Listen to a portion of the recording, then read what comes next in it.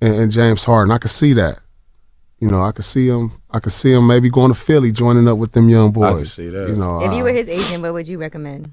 If I'm his agent, you know, the way LeBron playing now, I'll probably steer him in the way of LA because he got so much going on away from basketball, man. He building an empire. Yep. And what better place to continue that empire and follow in the footsteps of Magic Johnson? The Lakers got the most he could push young $1 billion talent coming up. The Lakers got the most. Certainly the fans all happy, but once this game starts, they want Tatum to go 0 for 19 from the Celtics, one of the best road teams in the league, 21-11 on the road. Hauser lets it fly. Hauser. Paul Pierce just revealed a secret he's kept for 17 years. The truth about that night in 2008 when tempers flared, benches cleared, and LeBron James' mother had to be held back.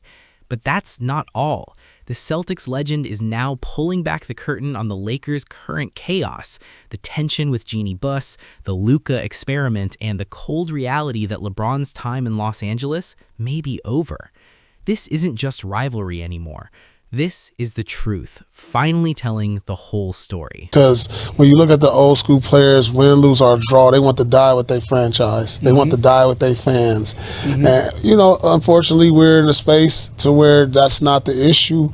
And, you know, I think it all started with LeBron, truthfully, going to Miami. And guys was like, you know, we control our future. I mean, he's the pioneer of this. Where we see guys jumping around, there's no more, you know, that franchise player. I think Steph Curry is going to be the last guy to do that. You know, a guy who's a franchise guy who's stay with his one team. Last one was like Kobe and Dirk.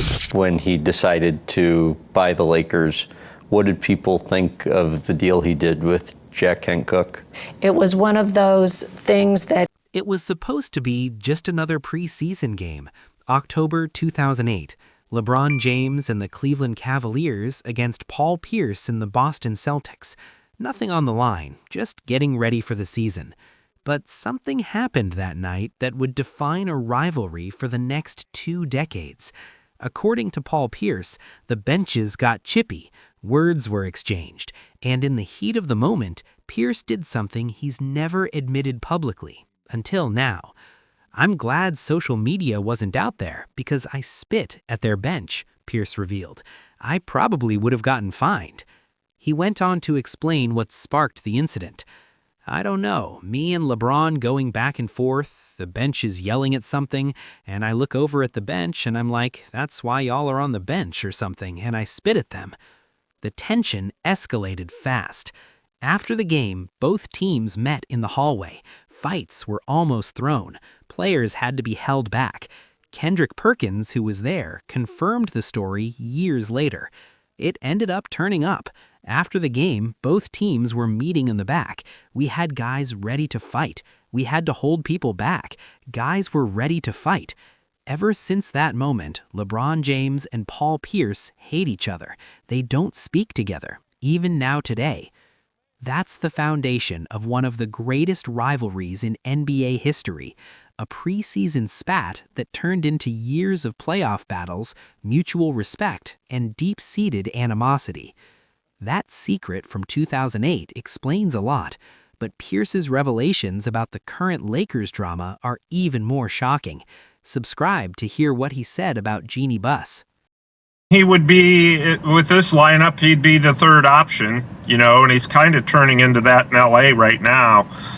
I don't see the Lakers really wanting him back that much. They're set to build around Luka Doncic and Austin Reeves and some of these other guys. I know the Lakers are saying, yeah, we'd love to have him back, but Those half-court shots during a pregame warm-up. Here he is again. Is he hot? He's red hot! Fast forward to January 2026. An ESPN report had just dropped revealing tension between LeBron James and Lakers owner Jeanie Buss. According to the report, Buss was allegedly tired of James, feeling he wasn't grateful enough for the franchise drafting his son, Bronny.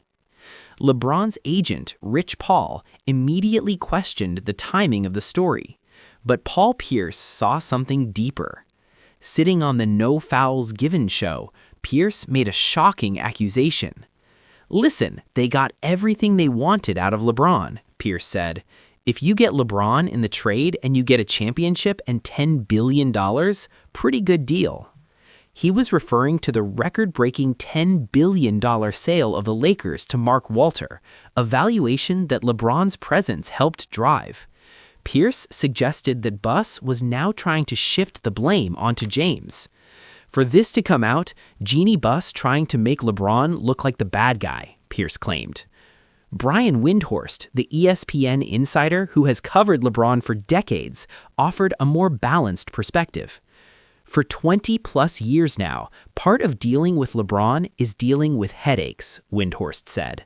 Sometimes he is going to upset you, but whatever he does to upset you, he makes up for it x10, x20, x50.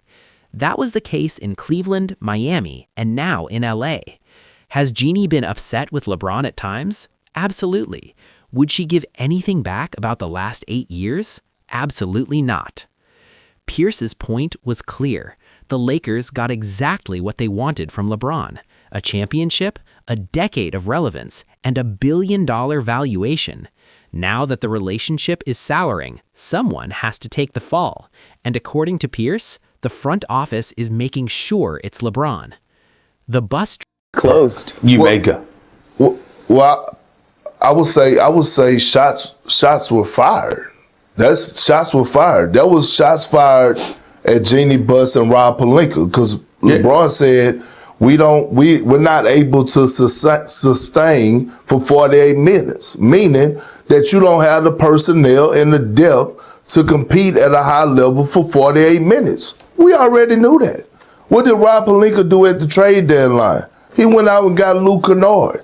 I just love it. You know what I want? I want Luka to the Lakers. I want Jokic to the Knicks. I want all the Europeans to go to all the big markets, to see something incredible. This is what I want. This is my dream.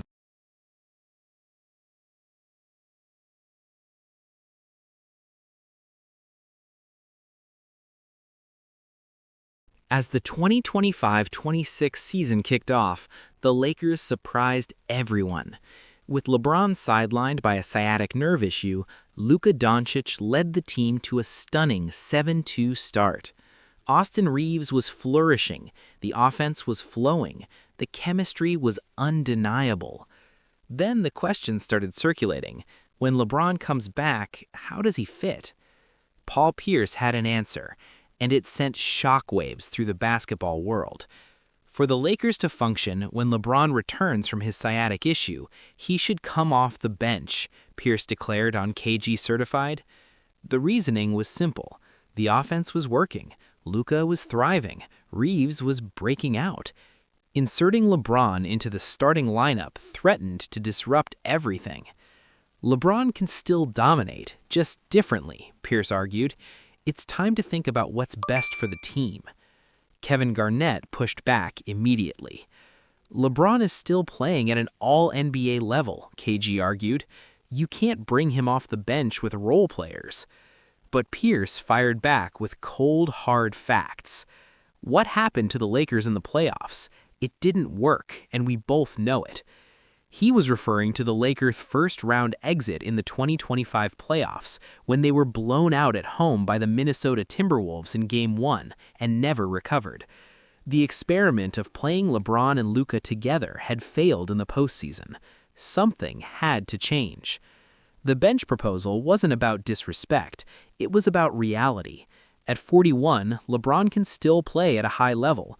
But can he still play at a championship level alongside another ball-dominant superstar? Pierce's answer was clear: not as a starter. The bench proposal sparked outrage, but Pierce's skepticism. With LeBron's future uncertain, the Lakers are expected to have roughly $50 million in cap space this summer. Rumors immediately swirled about a potential pursuit of Giannis Antetokounmpo, the two-time MVP who could become available if the Bucks falter. Most analysts called it a no-brainer. Pair Luka Doncic with Giannis Antetokounmpo, and you have two of the top 5 players in the league. Championships would follow. But Paul Pierce wasn't convinced.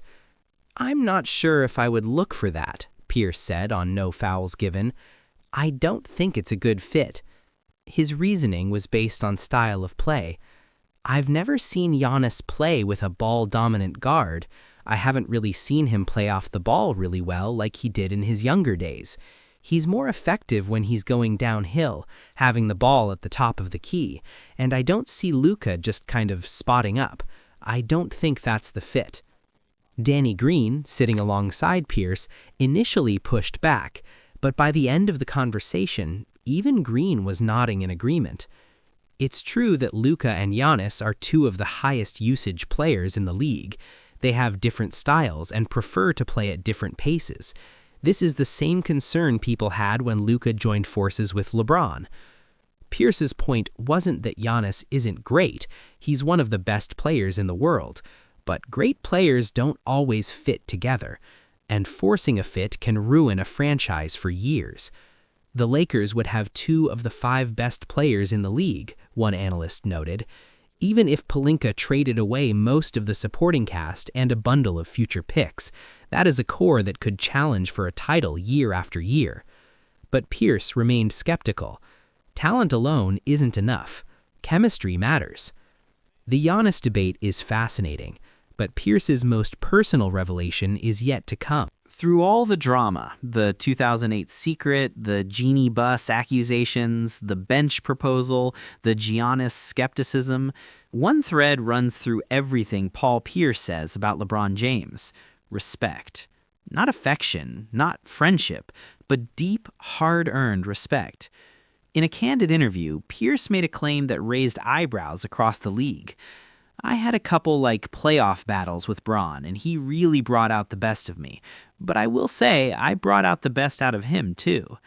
He pointed to Game 6 of the 2012 Eastern Conference Finals, when LeBron dropped 45 points and 15 rebounds in a do-or-die game against Pierce's Celtics. When he came to Boston, Game 6, I think it was in 2012, and he gave me the 40-something piece, because I was about to go back to the finals, he played the game of his life, and I was like, respect. That's when he took the next step, because I know I pushed him. Shane Battier, LeBron's teammate on that Heat team, called it the greatest game I saw anybody play. Pierce elaborated on his role in LeBron's development. "I was one of them ones, but I was an old dude at that time, and I helped him get over the top because I had to test his mental, his physical, and that's why he's one of the GOATs." LeBron has acknowledged the rivalry too. "We understand how competitive each other are," James once said. "It's always fun to go up against the best, and he's one of them." Paul Pierce has revealed secrets about a 2008 bench incident that sparked a rivalry, about Jeanie Buss allegedly shifting blame, about LeBron potentially coming off the bench, about Giannis not fitting with Luka. But the biggest secret might be this: beneath all the animosity, there's mutual respect. Pierce pushed LeBron to become who he is. LeBron forced Pierce to elevate his game. They battled for years, hated each other on the court, and now, in retirement, they acknowledge what they meant to each other's legacies. The Lakers drama continues. LeBron's future is uncertain, but one thing is clear: the rivalry between Paul Pierce and LeBron James helped define